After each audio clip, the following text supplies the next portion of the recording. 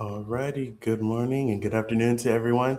My name is Jeffrey. I am the Global Consortium Manager for the iCCaRE Consortium, and I am joined by Milton for the iCCaRE Consortium.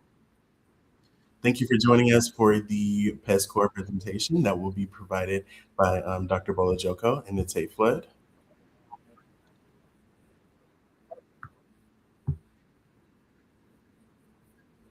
So just a brief introduction.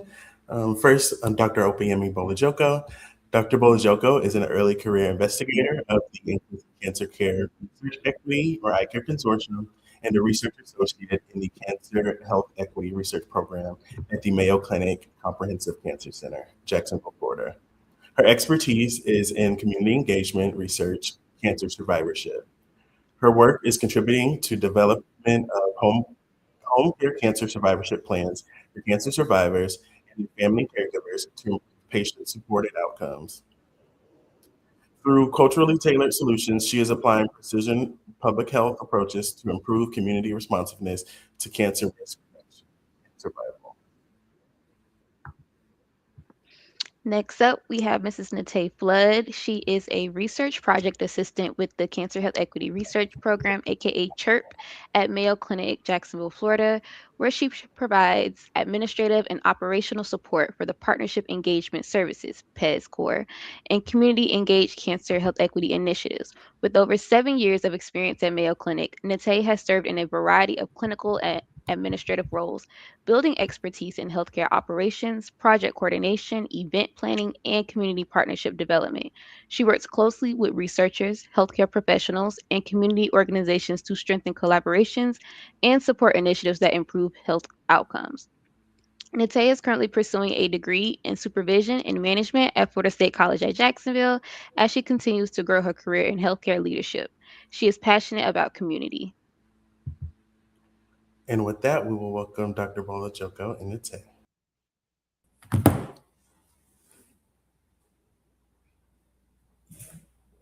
Thank you. Good afternoon. Good afternoon, everyone. Good afternoon, everyone. I'm very delighted to have Miss Natee Flood join me for this presentation. She's an outstanding project manager that helps with the partnership and engagement service core of the iCCaRE. We do have a program that would like to share, and to be honest, we want to have great feedback and also comment and question, because that would help us shape the future of some of the initiatives that we're currently working on. And the lead for the partnership and engagement service core is Dr. Willis and Mr. Merriweather. But we are presenting this on behalf of the core today. We call this establishing a sustainable prostate cancer resource and education support system. For short, it's CAPREST. Next slide, please.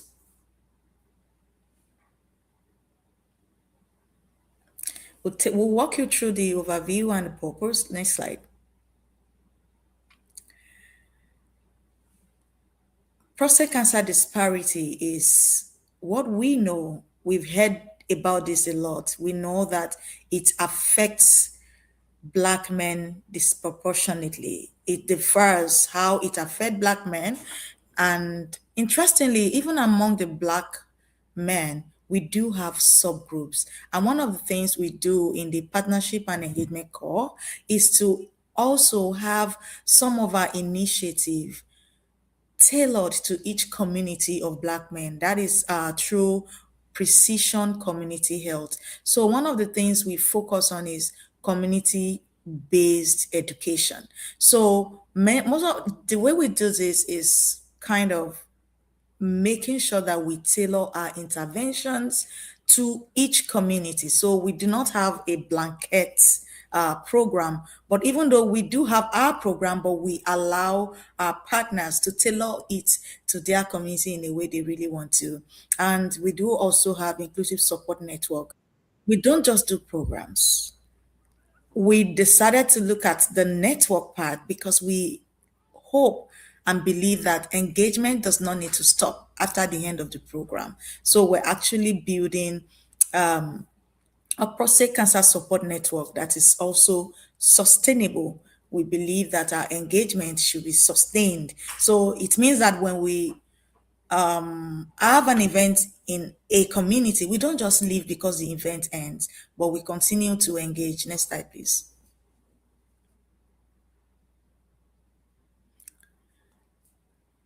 So the goal of our current program and objective is community partnership and engagement. We've been doing this for a long time, but we're going to continue to do it because, like I said, it's not about just an event, it's about continuous engagement. We're engaging our community health hubs, we're engaging faith-based organization, we're engaging ethnic groups, we're engaging community-owned businesses in prostate health advocacy.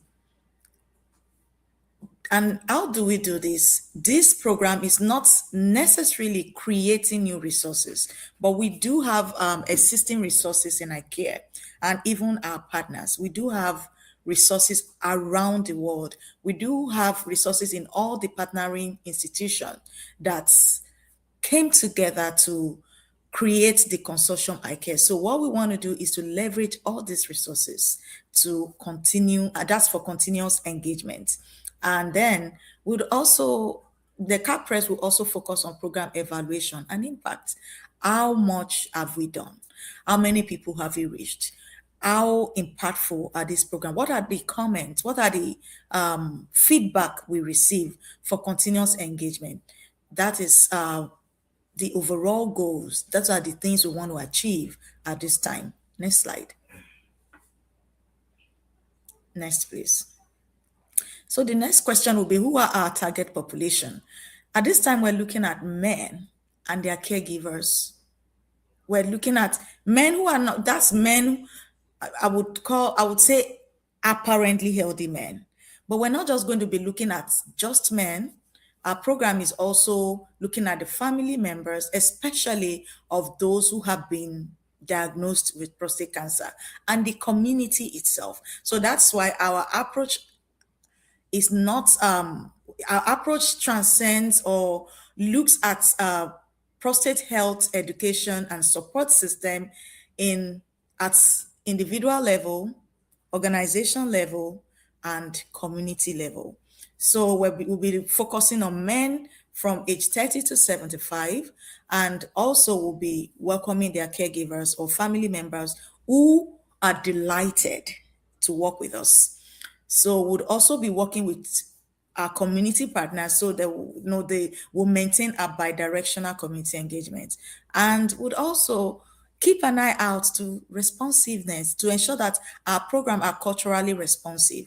I mentioned earlier that Black men is not just homogeneous. There are subgroups. So we're using tailored program for every community. So we call that precision community health. That's the approach we're taking at this time. Next slide.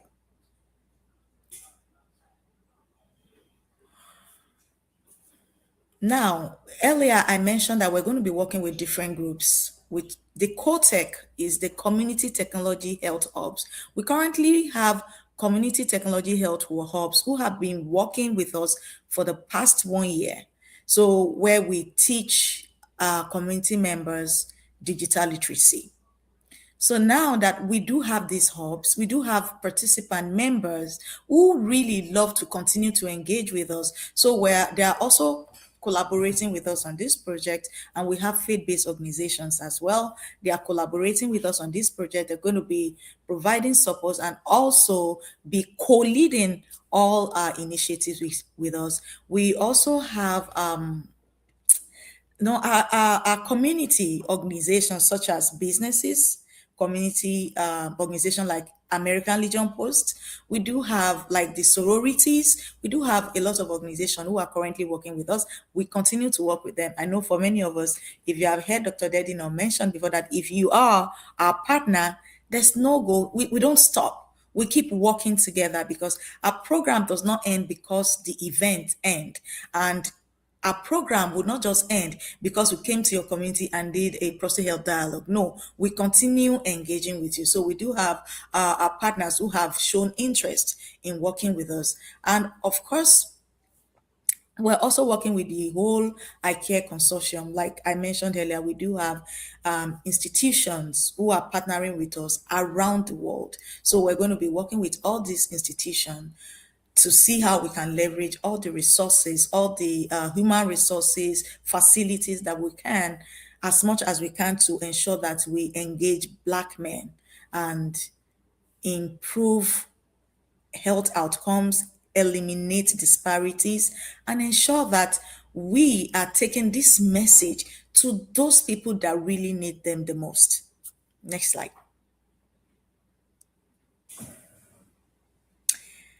What strategies are we looking at? We do have strategies, so we're going to be talking about that now. Next slide. So our first strategy is to continue our prostate health dialogue and awareness. I know for some of our investigators and our partners who are aware of our program, last year we advanced prostate health dialogue in tens and tens of communities around the world. It was a huge success. So we're not going to be stopping that program. We're going to continue prostate health dialogue. The great thing about the prostate health dialogue is that we have community facilitators. We co-lead the prostate health dialogue with our community partners. This dialogue takes about 60 to 90 minutes program of engaging participants in, I would say, shared, participants are given opportunity to share their experiences in a round table. So it's not, it's an event that we accommodate about 10 to 15 men around the table, and we discuss prostate health and how men, what are the challenges, how can we steer up ourselves to go screen, and it's usually led by a prostate health survivor or any community member who really volunteer to lead. So it's something we co-lead with our community partners. And one other program that we're looking at this time would be during this program is to make sure that prostate health educational materials is available to participants. And we're also looking at engaging their family members. One thing I experienced last year while we're running the prostate health dialogue was that sometimes it's even the wives of the men that drove them to the event. So while the men are having the prostate health dialogue, we have some ladies around, and then we do also have community health workers who are also helping us coordinate the event. So at this time, so one of the things we talk about is that for ladies or family members who care enough to say, oh, I want my dad, I want my uncle, I want my husband, I want my loved one to attend the prostate health dialogue, we would also have some material for them so that they will be able to continue to reinforce some of the information that the men has received. So we're going to be engaging those family caregivers too. We're hoping to create a more family-centered engagement. So, and during the prostate dialogue, we always also ask for feedback because we'd love what our men, our participants think about the program. How can we continue to improve the program? And so we also hope that we'll be able to follow up with the participant. We don't just want it to be an event. We want them to be able to continuously ask questions if they have one, and we can also share with them opportunities, education, and different fora where they can actually also receive some of this information. Next slide.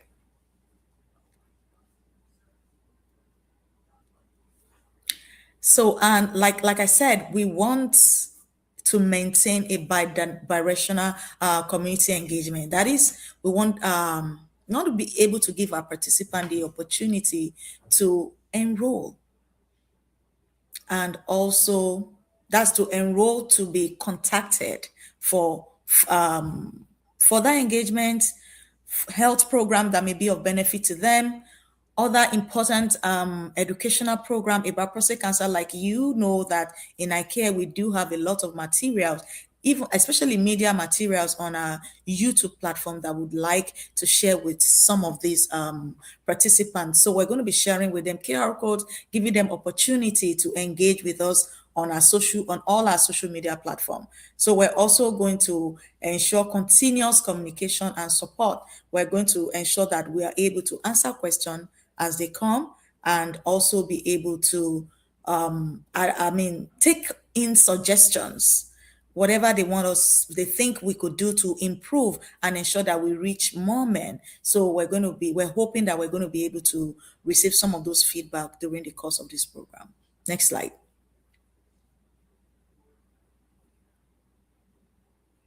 Next slide, please. So as I've said earlier, there will be continuous education, continuous support using our iCCaRE, the infrastructure of all our iCCaRE investigators and institutions. So I mentioned that before. Let's go to the next slide.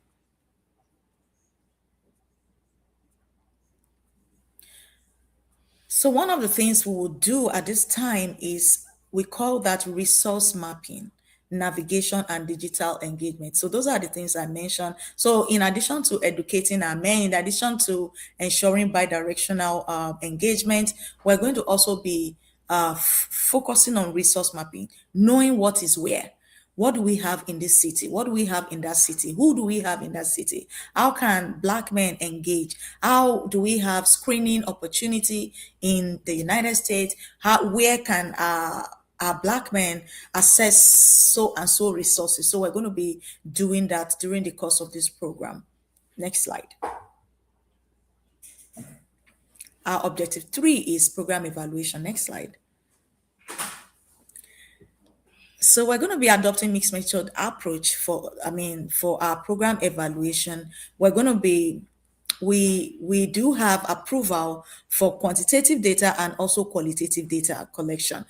Quantitative data collection, we're going to be using surveys to receive feedback from our participants, from our partners, from survivors, or even family members who are willing and who would volunteer to share information with us, because we want to know how much are we impacting our community. What are the things that the community want from us? Because sometimes we cannot sit down and just hope that we know what the community wants. But for this program, we're not only going to be evaluating the program itself, but even receive additional information. And to be honest, we'd like to know how the program also impacts the participants and their family members. So we're taking a more longitudinal approach than just a one-time engagement. So we're going to be collecting data through interview, focus group, field notes. When we go out, we pay attention to what's happening. We pay attention to what people are saying. We pay attention to our environment, and even receive instruction from maybe nature sometimes. So I'm very excited about what we would see. We don't know yet, but I'm very certain that by the time we analyze the data, we're going to have very useful information on how to improve our impact in the community and especially globally. Next slide.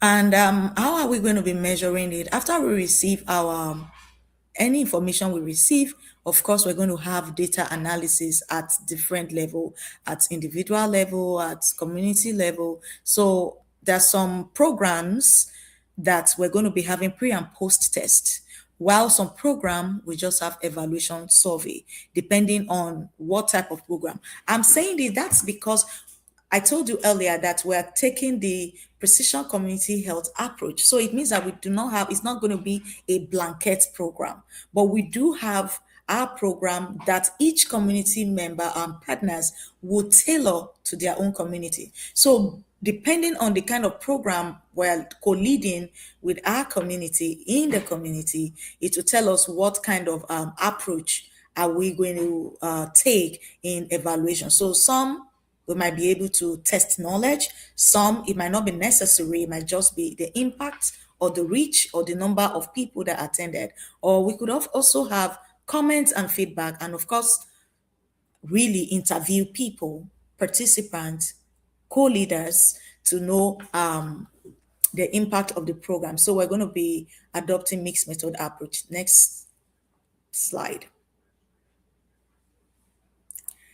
This is very huge. I've just told you the whole scientific part.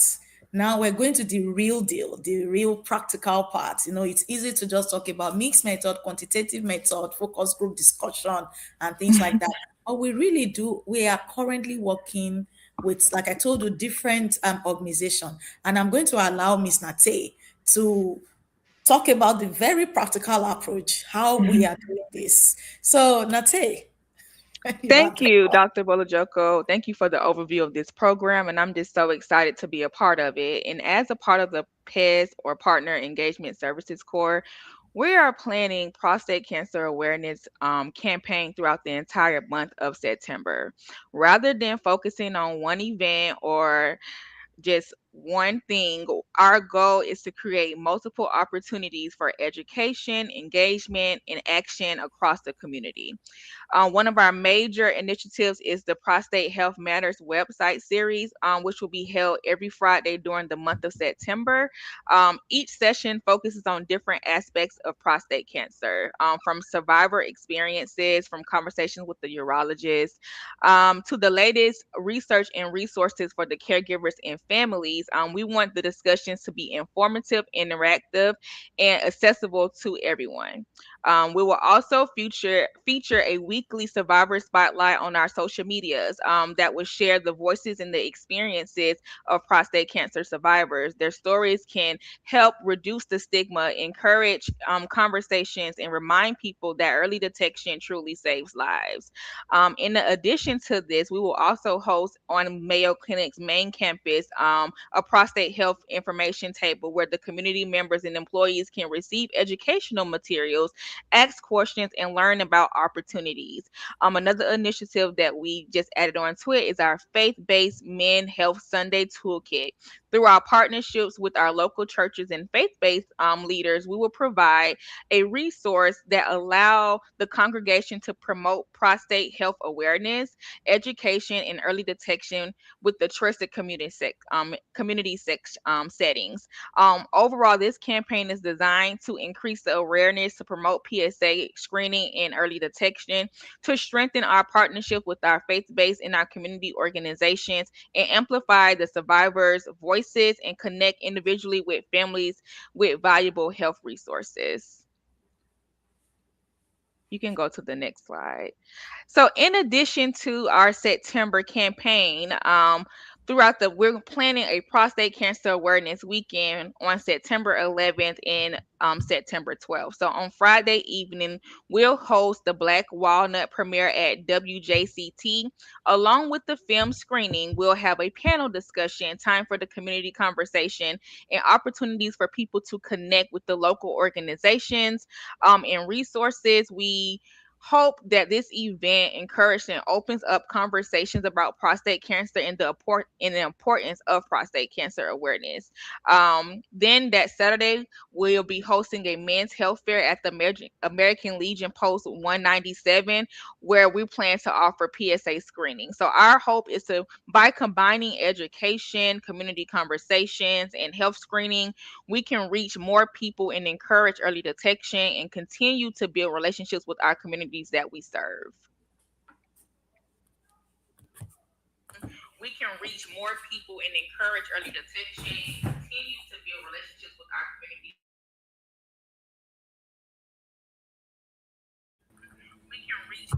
All right. Thank you so much, Dr. Bolajoko and Natee. So next, we're just going to go to the question and answer portion. We're going to start off with some questions, but if our viewers want to ask any questions, please put them in the chat, and then we will ask them for you. All right. So let's see this first question here. All right. First question. One of PES's major goals is fostering meaningful engagement with community partners.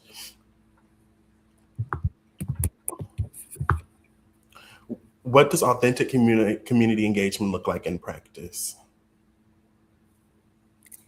Yeah, I can take that.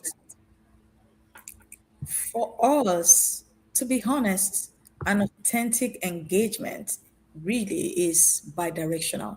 It's not giving instruction to a partner, or no, it is really continuous engagement, which is not a one-time event. That is why we call it engagement. So we continuously engage to improve on our methods, or even, for example, there's always a goal, but it's not just like us as investigators lording it over our partners, but continuous engagement, talking to them and them talking to us. We plan together, we execute our programs together, we have questions for them, they answer, and if they ask question for us, we answer. That's what I think. And it's not just a one-time thing, it's a continuous thing. All right, great. And then we'll ask the next question. All right. So the next question is, how does PEZ ensure that community co-principal investigators, also known as co-PIs, and consumer advocates have a voice in iCARE research projects? I can take that one. I feel like PEDS work to involve the community PIs and the consumer advocates through the research process. Not only after the decisions have already been made, they can provide feedback on the research question, recruitment plans, educational materials, study procedures, and how findings should be communicated back to the community. Their participation also helps us identify the language and process that we may not be culturally appropriate or understandable to the community. So within iCare, there's also an emphasis on representation and ensuring that the consumer advocates and other contributors are appropriately included and recognized while doing the work.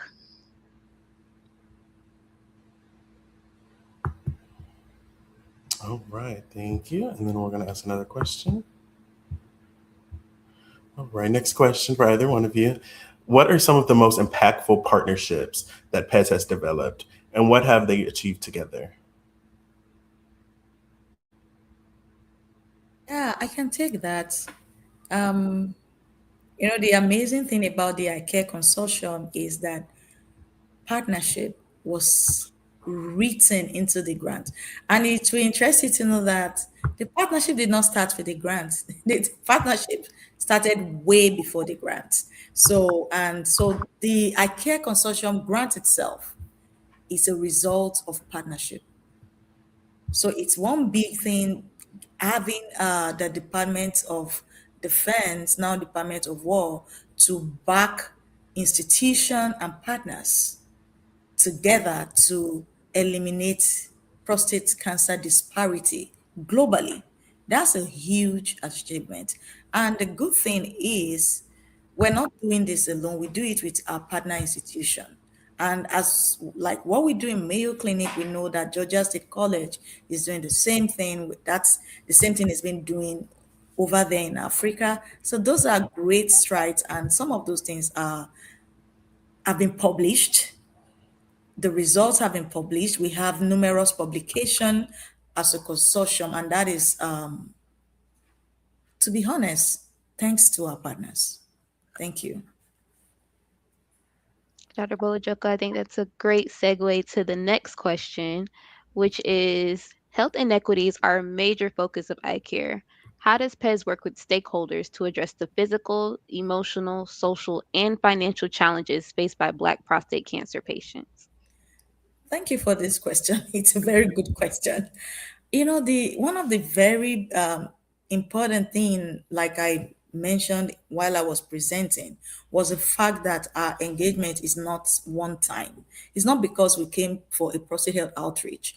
We also help to navigate community members to resources. We do have a lot of our programs, even research programs that are backed by iCare, that leverages the iCare resources to provide resources to community members through one-on-one counseling.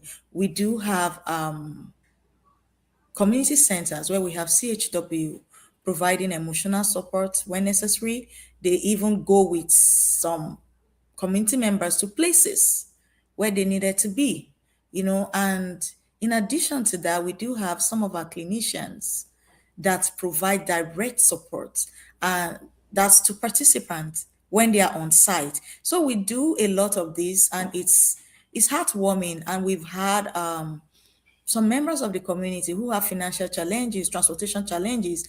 For example, we do have some of these our partners, American Legion Post, help community members navigate some of these challenges, and to ensure that there are definitely free resources, but even if something is available, it doesn't mean that people really access them, because if they are not aware, there's no way they would be able to access it. So these are the things we achieve through our partnership with our community partners, and even in some of our other projects that are, would like to call that offshoots of iCCaRE, like the collab, like the SEAL program.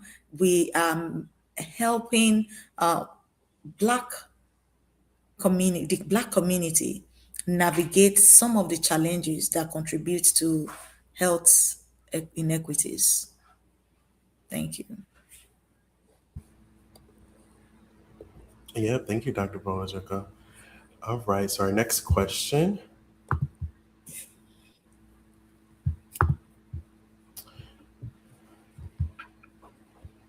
PES has expanded outreach efforts beyond traditional research settings.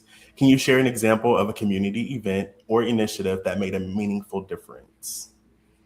I can take this one.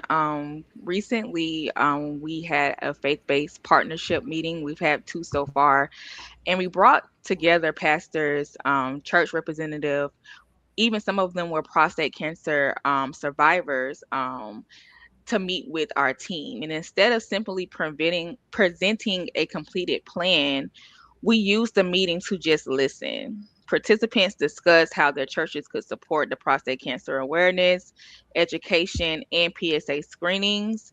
The survivors shared their personal experiences, and the faith leaders explained that their congregations would be great to successfully participate in this program. The conversation helped us begin developing a more sustainable faith based engagement model. The goal is not, again, to host one event and leave. The goal is to equip the churches with information, resources, and support so they can continue prostate cancer education within their congregations throughout the year.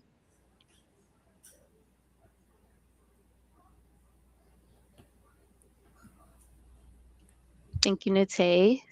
So the next question is, PES has expanded outreach efforts beyond. Oh, I'm sorry. I'm so sorry. Actually, the next question is, community trust is vital for successful research partnerships. What lessons has PES learned about building and sustaining trust in underserved communities? Yeah, I can take that. One of the things I have learned as a member of PERS and as an early stage investigator is to show up, is to just show up. Sometimes we do have a lot of our program that we could do on Zoom, we could do but sometimes they want us to attend certain events. They want us to be there. And this time, not going to be there to be asking questions or sharing questionnaire, but just to attend, and it's to show up when the community wants us to show up, because we want them to show up when we call on them. So sometimes there are times that they want us to show up, and also to show, I would say, equity in governance. That's one thing that I've learned, to ensure and let them know that their voice is heard. Their voice is heard. That we're not, to ensure that they are respected. So we ensure that we know, and they know that we respect them. They know we respect their contribution. They know that a lot of our program is actually based on their contribution. It's the feedback that we get that we translate and design a program from. And interestingly, many times before any program goes out, we design with them, even from the point of writing the grants. So When by the grace of God we get the grant, they know that this is our project. They know it's not just a Mayo Clinic project, it's our project. It's now funded. And now we're going to start working on that. So I know that PES has shown to be a listening ear. I mean, in addition to what all the ICARE investigators are doing, we're learning a lot from our community partners, designing our studies, ensuring that our studies are culturally responsive, that we're actually addressing the need of our community. And that, I believe, has earned us some trust. I mean, a good level of trust, much more than when we began. But we know that that's not the end in itself. We still will continue to do that and continue to see our community show how much they trust us in greater levels. Thank you for that, Dr. Bolajoko. Community trust is very important. I think PES is doing a good job at improving that. So we'll go ahead and go to the next question.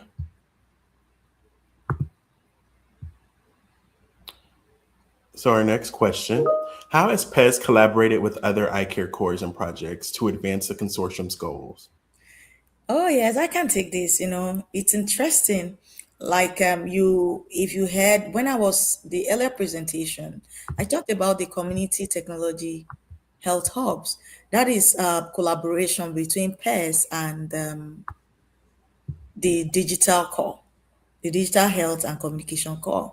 So help works across all the cores and even projects, because most projects recruit through our community partners. We work with our partners and let them know, oh yes, we have the study and would want to know if your community member will be interested.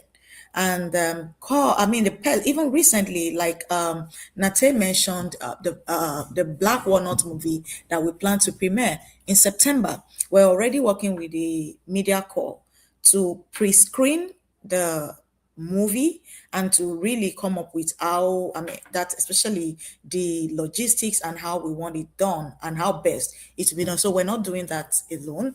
And during the iCare symposium, we saw how we premiere some of our media programs. I mean, recorded videos. Those were premiered during the iCare Consortium symposium. Those were also collaboration between the IPES and the Media Corps. So we work with all the, because especially when we're working with our projects for recruitment, we work with the cause that they are working with as well. For example, the Vera. The Vera work across so many cores, and ICARE PES is at the central of recruitment, engagement, and sustained visibility within the community. So we work with other cores. Thank you. Thank you, Dr. Bolajoko. So another question is, PES has emphasized expanding partnerships locally and globally. What opportunities do you see for international collaboration in advancing prostate cancer awareness and survivorship? Oh yeah. Thank you for that question. I'm very excited about this one.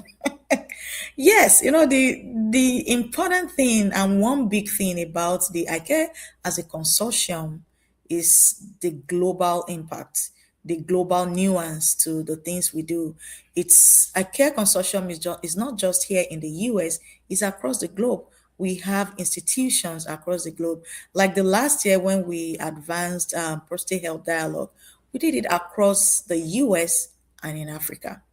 So, and we're hoping that, and we do have a lot of institutions and partners who are already letting us know that I mean, they're not only letting us know, they're already doing that. We do have the African Behavioral Research Center in Africa who leads all the advocacy for ICARE across Africa, both in the Anglophone countries and in the Francophone countries. So I see more opportunities because, to be honest, ICARE has over 50 collaborators and institutions. So these are huge infrastructures that we can leverage for some of our outreaches. And I know many of the investigators, the PIs, and co leads, and even community partners have reached out to us. The only thing that we're working on is modalities to ensure, while we're emphasizing precision community health approach, we also are looking at a coordinated program so that we can be able to monitor the impacts effectively. So we do have great opportunities and we're leveraging everything that we have. I know we receive a lot of reports from the ABA Center working in Africa. So we're hoping to have more continents that will be leveraging some of our initiative in in the future. I mean, I'm looking at Europe and I'm looking at some countries in South America. All right, thank you for that, Dr. Bolajoko. That sounds like some good stuff that you're working on. So we're going to ask the next question here. Looking ahead, what are you most excited about for the future of PES, and how can community members, organizations, and healthcare providers get involved? Looking ahead, like I mentioned in my attempt to answer the last question, that I'm seeing us expand beyond our current continents where we're working right now. I'm looking at Europe, I'm looking at South American, I'm looking at really actual engagement through our partners in the Caribbean, which I know these are all possibilities. I know there's even a conference in the Caribbean in the fall. And so these are doable. I would call it low hanging fruits. So I see that we're going to be able to expand to those places. Expanding, not that we're going to be co-leading programs, we're going to be collaborating on programs. And like I said, with a focus of designing program that is based on precision community health. And so we're open to partnerships.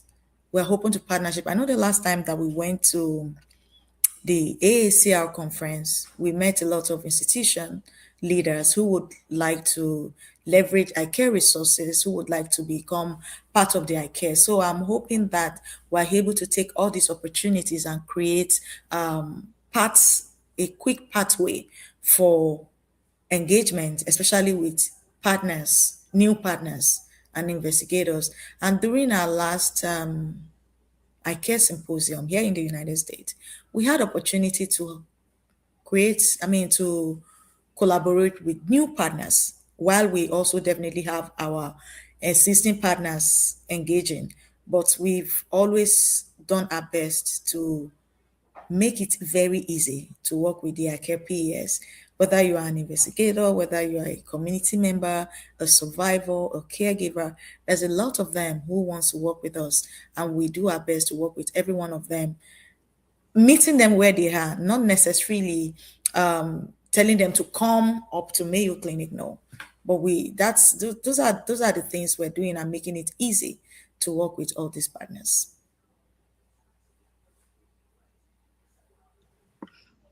All right. So we have one last question.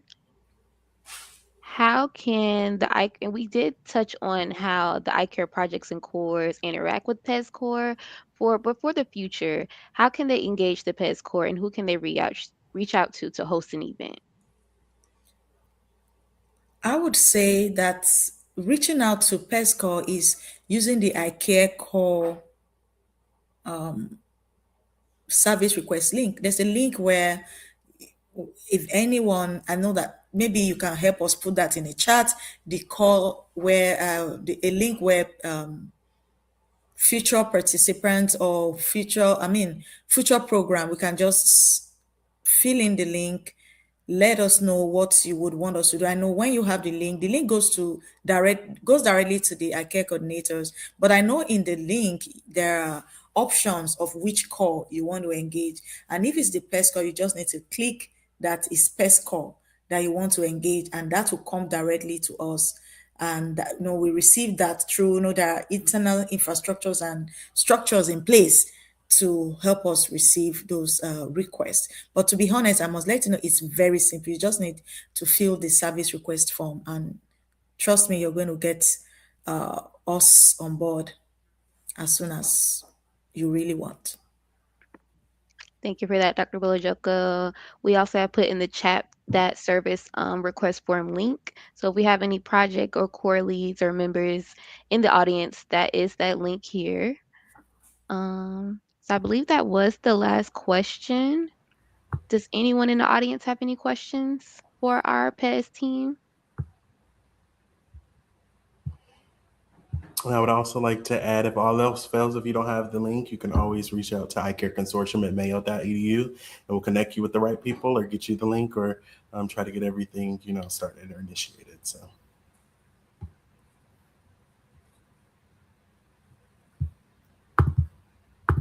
Any last questions?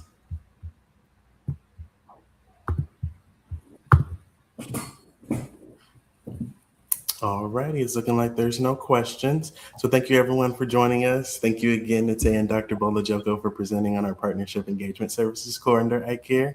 And I hope you all have a great day and a great weekend. Thank you. Bye. Thank you. Bye.